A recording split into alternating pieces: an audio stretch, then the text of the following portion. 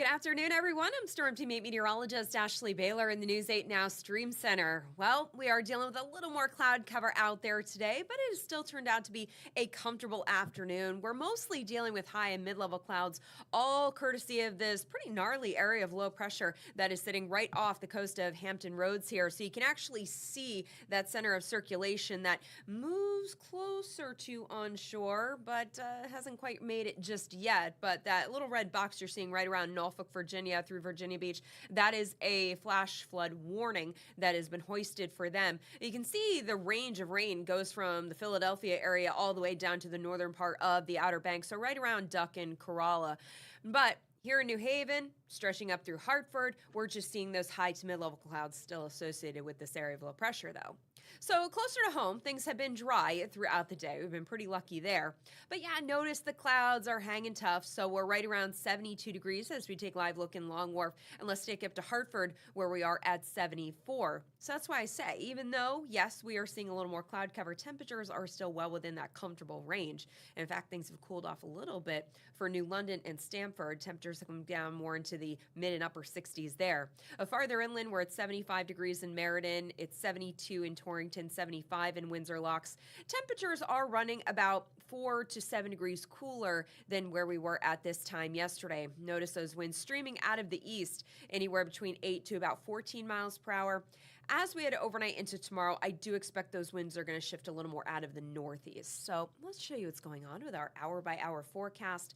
Overnight, we will see mostly cloudy skies. I wouldn't rule out a stray shower or two, but we are more likely to see those spotty showers as we head through the day Wednesday. I would say especially going into the afternoon and evening hours. So as you can see, nothing that's widespread across the state, but enough that it may impact some outdoor plans. Now, we'll keep some spotty showers in the forecast as we go from Wednesday night into Thursday morning. So Thursday won't be the prettiest start to the day as we will have residual cloud cover and some lingering showers. But overall, the trend on on Thursday rather, will be to dry things out and get rid of these clouds. So it'll go from morning clouds on Thursday to afternoon sunshine, and things are going to warm up very nicely on Thursday. We should have highs back near 80 degrees. So tonight, mostly cloudy. As I said, a stray shower is possible as temperatures drop into the mid and upper 50s. And then tomorrow, mostly cloudy, spotty showers. That'll knock temperatures back into the lower 70s. Now, Thursday, increasing sunshine there. We'll be in the mid to upper 70s along the shoreline, closer to 80 degrees inland. And we are looking at some low 80s on Friday, so a really beautiful end to the week before temperatures get knocked back even more for the weekend. So notice as we head into Saturday and Sunday, at least for the shoreline, temperatures are going to start in the low 50s and top out in the low 70s. But for inland areas, we're going to see Saturday and Sunday morning start off with temperatures in the mid 40s and then luckily rebound into the low 70s during the afternoon. So definitely going to get a feel for fall, and sure enough, Monday is the first day of fall, so we will officially welcome it Monday. Temperatures are actually going to be very nice and comfortable, not only that day, but for Tuesday as well. By next Wednesday, we could see a few more clouds there, but, that's 8 days out. Might change my mind between now and then.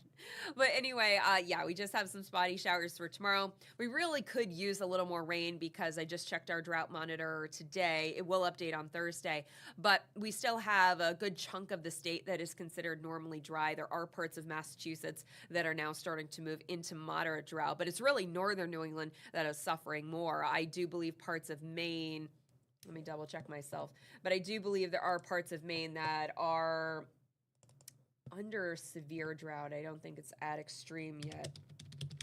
This is what we can do here. Let me take a look really quickly, just because I want to verify things for myself. So getting into, through central and southern Maine, all the way into northern parts of New Hampshire and Vermont, they are now under a severe drought. And actually, there is a small part of New Hampshire that is under extreme drought. So northern New England is a little worse off than we are here, but it's not good for foliage season. I mean, Maine, Vermont, New Hampshire, such beautiful places to see, especially for the burr months. I love September, October, November, especially when it comes to fall foliage. There is no place like New England in the fall. And so to see that they're dealing with severe potentially extreme drought. We'll see how that goes on Thursday.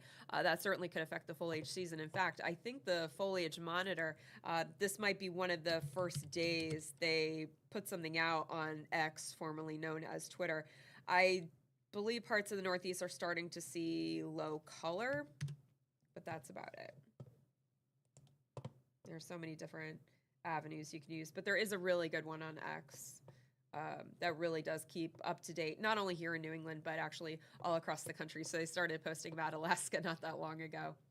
Well, whatever website I went to really doesn't want to upload here. Forget it, folks. I'm not going to sit here and waste your time. But anyway, we need rain.